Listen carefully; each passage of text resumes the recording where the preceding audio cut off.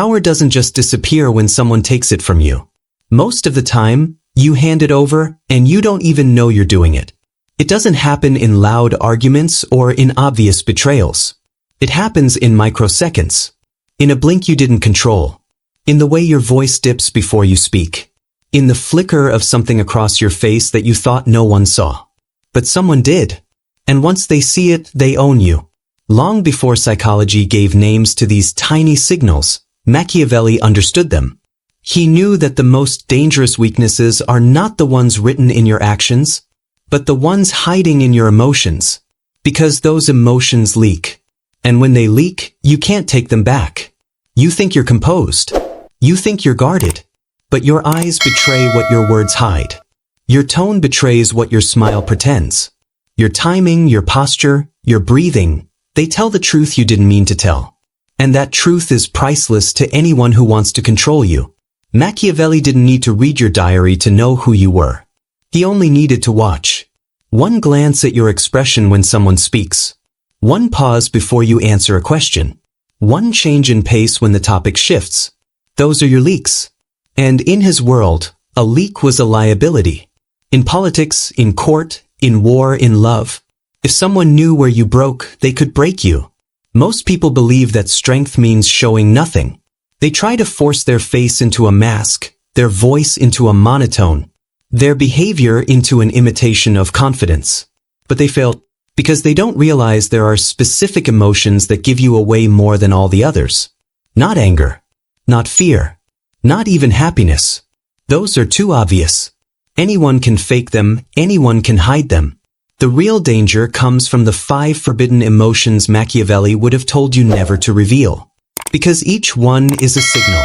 A signal that tells the right person exactly how to move you. Exactly where to press.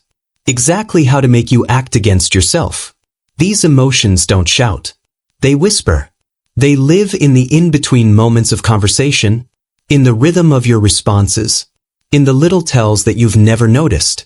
And the reason they're so dangerous is because you think no one can see them, but the people who matter most always can. If you want to be impenetrable, if you want to be unreadable, you cannot just control your temper or keep a straight face.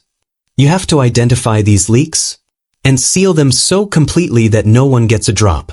The first time someone tries to read you and fails, you gain a small advantage. The second time, they start doubting their own perception. And by the third, they stop trying. Because you've become unpredictable. And unpredictable is untouchable. Today, we're going to pull apart each of these 5 forbidden emotions. Eagerness, conflicted admiration, anticipatory doubt, hidden resentment, and desperation for validation. And dismantle them the way Machiavelli would. Because if you can stop these leaks, you can stop giving people the blueprint to manipulate you. But first, you need to understand what's at stake if you don't. If you fail to control these emotions, here's what happens. And it happens fast. You give away your desperation without realizing it. Someone sees the way you lean in too quickly, and they know you'll take a worse deal just to get a yes. You reveal your envy in the wrong place, and suddenly you're no longer seen as an ally but as a threat. A threat to be watched, to be excluded, to be neutralized. You let a flicker of doubt show before you've even acted, and that flicker becomes an invitation for critics to challenge you, for rivals to attack you, for others to seize control. You let resentment bleed into your tone, and the person across from you realizes they've gotten under your skin. They'll keep pressing because they now know where you're vulnerable. Or worst of all, you reveal your need for validation. That single look, that tiny pause before reacting, tells them you crave their approval. And if someone knows you need it, they can control you with it.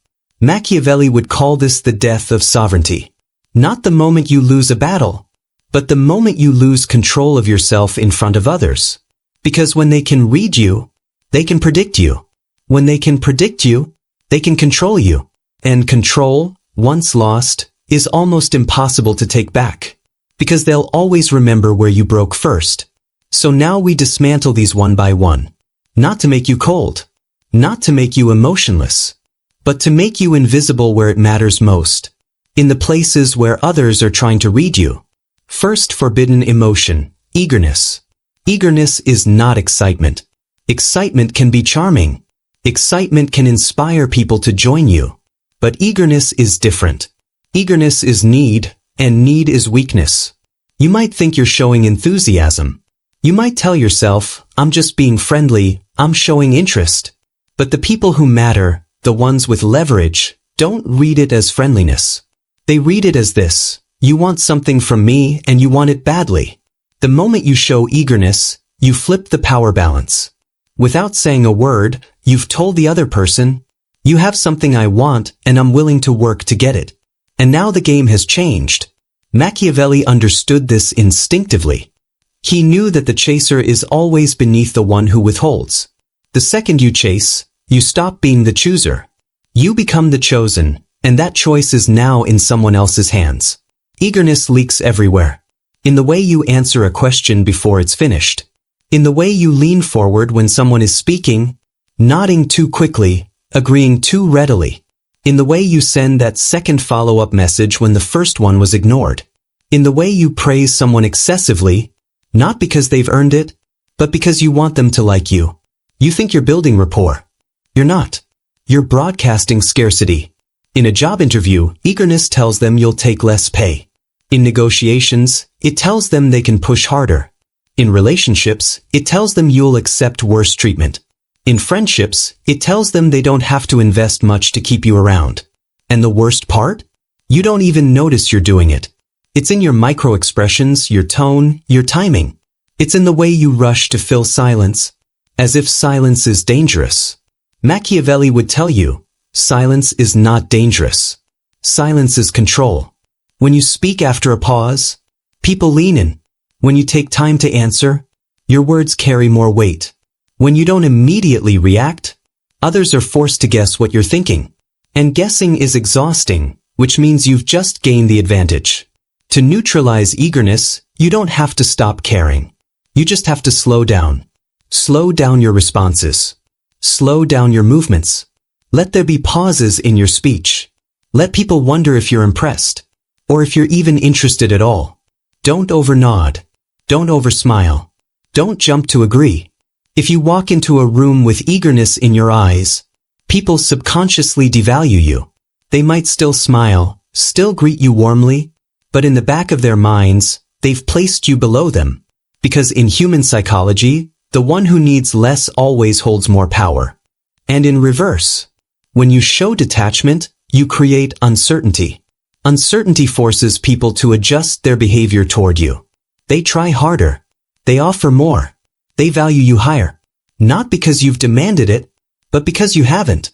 Eagerness is the first forbidden emotion because it's the easiest to spot, and the hardest to hide if you haven't trained yourself. Every time you've double-texted, every time you've shown up too early, every time you've complimented someone just to keep their attention, you've been leaking it. And each leak has cost you more than you'll ever know. From this moment forward, every time you feel that impulse to rush, to speak, to agree, to prove yourself, let the moment breathe. Make them wait for your reaction. Because in that wait, you are building something far more valuable than approval. You are building gravity. Second forbidden emotion, conflicted admiration. Some emotions betray you the moment they appear. Others are far more deceptive. They dress themselves as virtues. Conflicted admiration is one of them. On the surface, it looks harmless. It looks like respect. It sounds like praise.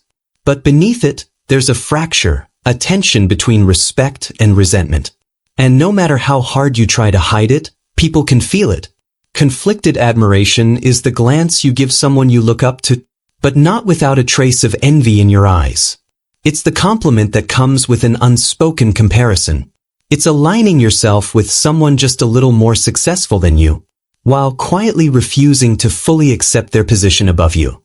You might think you're hiding it well, but human beings are more sensitive to emotional dissonance than they realize. Your eyes say one thing. Your tone says another. That mismatch is enough for someone to know. This person wants what I have. And once they know, two things happen. First, they see you as a potential rival. Second, they stop trusting you. Because conflicted admiration is not real support. It's not pure praise. It's a disguised competition.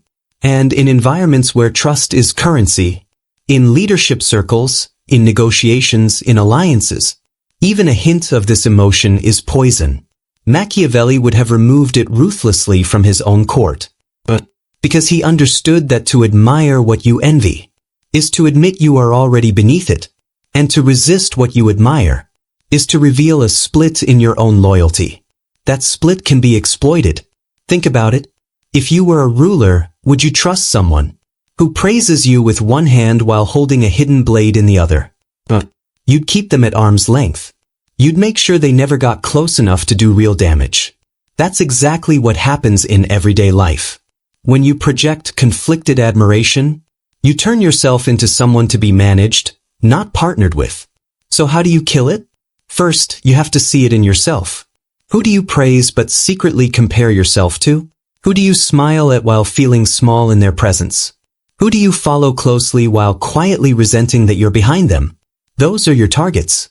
Not because they're bad people, but because your reaction to them is visible. And visibility is vulnerability.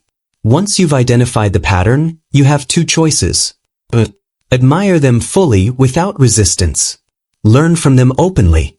Remove the bitterness, and what's left is pure respect, which doesn't trigger defenses in the other person. Stop admiring them altogether. Detach.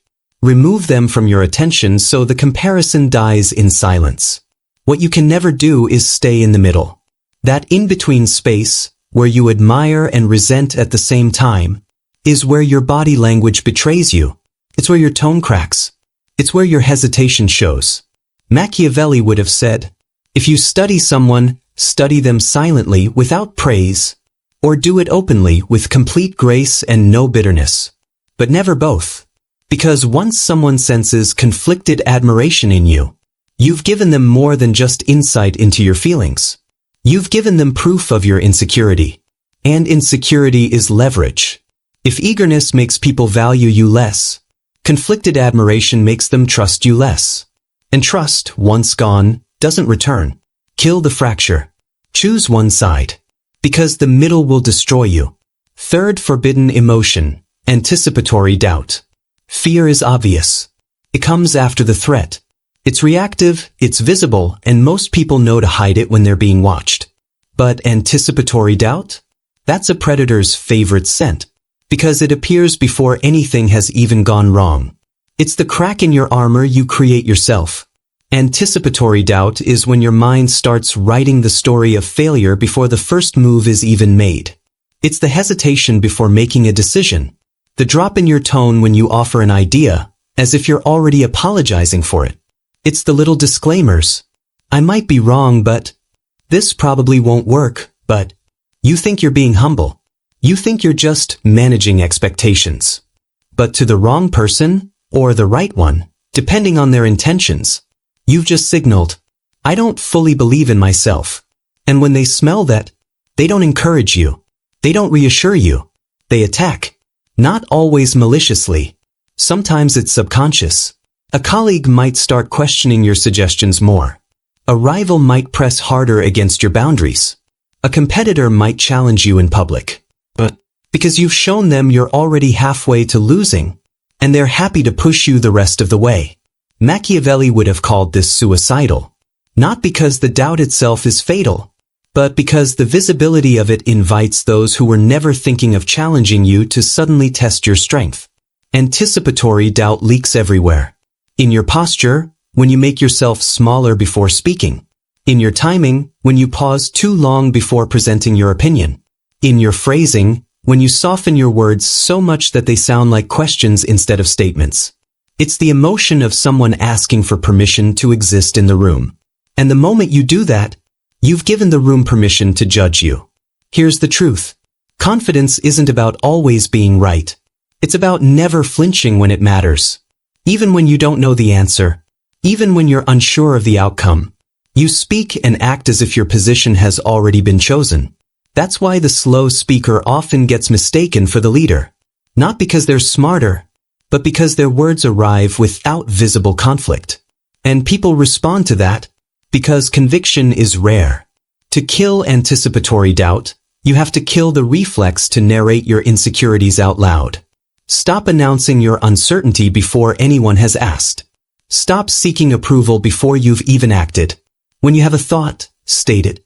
When you're questioned, answer slowly, without rushing to justify yourself. When you're unsure, act with the same calm as if you were certain. Let the tension fall on them, not you. Because in a contest of power, the one who flinches first loses. And anticipatory doubt is nothing but a preemptive flinch. From this point forward, no disclaimers. No soft landings for your words. No giving people the satisfaction of seeing you shrink before the blow is even struck. You will still feel doubt. You will still have moments of hesitation. But the key, the Machiavellian key, is that they never see it. Because what can't be seen can't be targeted. Fourth forbidden emotion, hidden resentment. Some people lose power because they're too obvious with their emotions. Others lose it because they believe they've hidden those emotions so well, when in reality, they've only disguised them just enough for others to sense them, and that's sometimes worse. Hidden resentment is exactly that. It's the quiet, low-level bitterness that seeps out even when you think you're neutral. It's not yelling, not confrontation. It's the clipped response. The forced smile. The tone that's just a degree colder than it was a moment ago. You think you've masked it, but humans are wired to detect tension. We might not be able to articulate it, but we feel it. Machiavelli would have called this poison in the cup. The words might be polite, the delivery might be formal, but the undertone carries venom. And once someone senses that venom, whether you meant it for them or not, the entire relationship changes.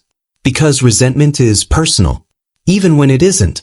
If you're in my presence and I detect your energy shift, my brain is going to assume it's about me. And once I think it's about me, I either start defending against you or moving against you. That's the problem. Hidden resentment isn't neutral. It doesn't make you mysterious. It makes you suspicious. Leaders, strategists, manipulators, they all know this. If they detect resentment in you, they'll act preemptively, limiting your influence, cutting you out of decisions, keeping you far enough away that you can't do damage. And even if you had no plans to act against them, your resentment has already cost you opportunities. Where does hidden resentment come from? Unresolved slights. Moments where you felt disrespected but said nothing. Instances where you were overlooked, underestimated, or dismissed. And instead of addressing it, you buried it. But buried doesn't mean gone. It leaks. In your tone when their name comes up. In your body language when they enter the room. In the sudden drop in warmth when you speak to them. To be clear, I'm not telling you to never feel resentment. Machiavelli wouldn't tell you to suppress it completely.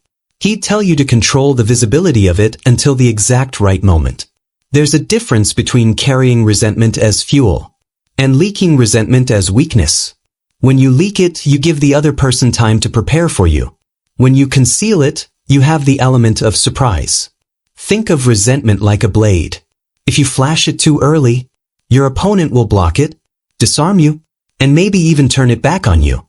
If you keep it hidden until the exact right strike, it becomes decisive, not a leak, a weapon. To kill the leak of hidden resentment, you have to master what Machiavelli valued above almost anything. Emotional stillness. That means no tonal shifts, no forced politeness, no micro-expressions that betray you.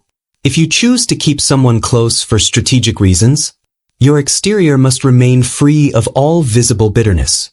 Because if you're going to burn a bridge, you do it in one move. Not drip gasoline along the path so they smell the smoke before you light it. Fifth forbidden emotion. Desperation for validation. The most dangerous chains are the ones you can't feel. And few are more binding than the need for someone else's approval. Desperation for validation doesn't always look desperate. It doesn't always come as begging or open flattery. More often, it hides in micro-behaviors. The half-second pause before you answer.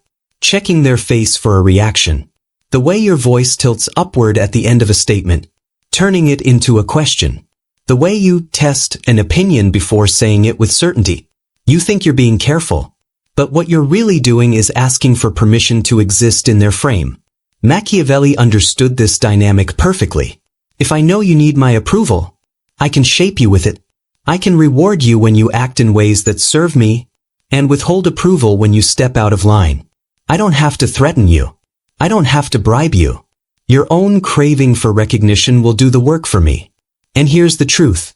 This isn't just about flattery or attention. It's about orientation.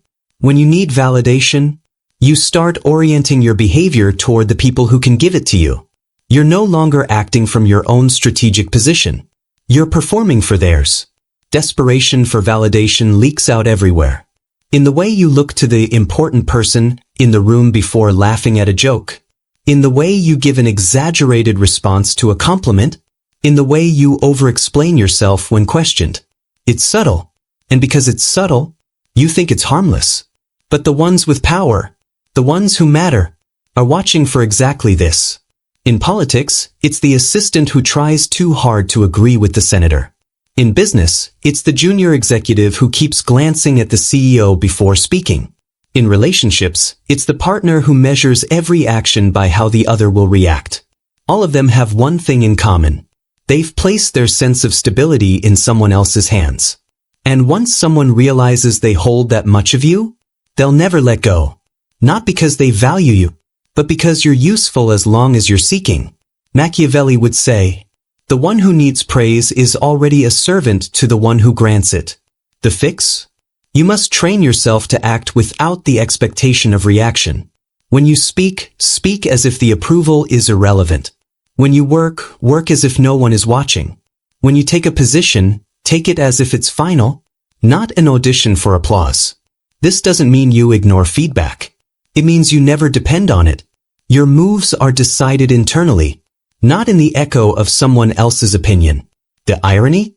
The less you seek validation, the more it comes to you, because the one who seems not to need it is the one others most want to impress. If eagerness makes you predictable, and conflicted admiration makes you suspicious, and anticipatory doubt makes you vulnerable, and hidden resentment makes you a liability, then desperation for validation makes you malleable. And the malleable are never in control. The art of emotional invisibility. Now you know the 5 forbidden emotions. Eagerness, conflicted admiration, anticipatory doubt, hidden resentment, desperation for validation. On their own, each one is dangerous. Together, they form the blueprint of your vulnerability. And here's the key. People don't need to see all of them to control you. They only need one. If they see your eagerness, they can make you wait. If they see your conflicted admiration, they can keep you beneath them. If they see your anticipatory doubt, they can challenge you into collapse. If they see your hidden resentment, they can sideline you before you act. If they see your desperation for validation, they can pull your strings with praise or silence. Machiavelli's genius was not in pretending these emotions didn't exist. It was in ensuring no one could see them until he wanted them to. Because unreadability is not the absence of feeling. It is the mastery of timing. You can feel eagerness in private. You can admire someone without the fracture of envy. You can doubt yourself silently while still moving forward. You can resent, but without leaking it before the moment of use. You can value validation, but only as a bonus, not as fuel. The discipline here is in containment. People are not mind readers, they are signal readers. They watch your pauses, your posture, the shift in your voice when a certain topic is mentioned. They feel the temperature change when someone enters the room. And once they learn what causes those shifts, they can push, pull, and shape you like clay. Your job is to give them nothing. Not because you're cold. Not because you're detached. But because the moment you reveal what moves you, you lose the right to move yourself freely. Machiavelli would say, every ruler falls when the court knows how to reach his heart. And the same is true for you. That's why this isn't just about power over others. It's about power over yourself. When you stop leaking these emotions, you stop reacting to every nudge, every bait, every pull. You stop living in other people's frames and start building your own. And something strange happens when you do. People start speaking more carefully around you. They ask your opinion more deliberately. They second-guess their own strategies before they try to influence you. Not because you've threatened them, but because you've denied them certainty. Uncertainty is exhausting. It forces others to overthink. It forces them to work harder to predict you. And the harder they work to predict you, the more power you've already taken from them. This is where your presence becomes heavy. Not loud. Not aggressive. Just heavy. Like gravity. You walk into a room, and they adjust. They choose their words with more precision. They measure their tone. They watch your face for signs. And when they find none, they watch harder. That's the shift. That's the transformation. You're no longer just a participant in the game. You are the one the game bends around. And the best part? You did it without force. Without begging. Without even raising your voice. You did it by mastering the art of emotional invisibility. You are still human. You still feel. But no one can tell when or how deeply or what it means. You've built a fortress not of stone, but of stillness. And the only people allowed inside are the ones you choose. This is how power sustains itself quietly. Not in the noise of constant performance, but in the silence that makes others perform for you. Machiavelli's final truth would be this. The more unpredictable you are, the more untouchable you become. And the easiest way to be unpredictable is simple. Stop giving away the 5 forbidden emotions. From now on, let them wonder. Let them guess. Let them project their own fears and desires onto you. Because the more they guess, the less they act. And while they hesitate, you decide. And that is the game.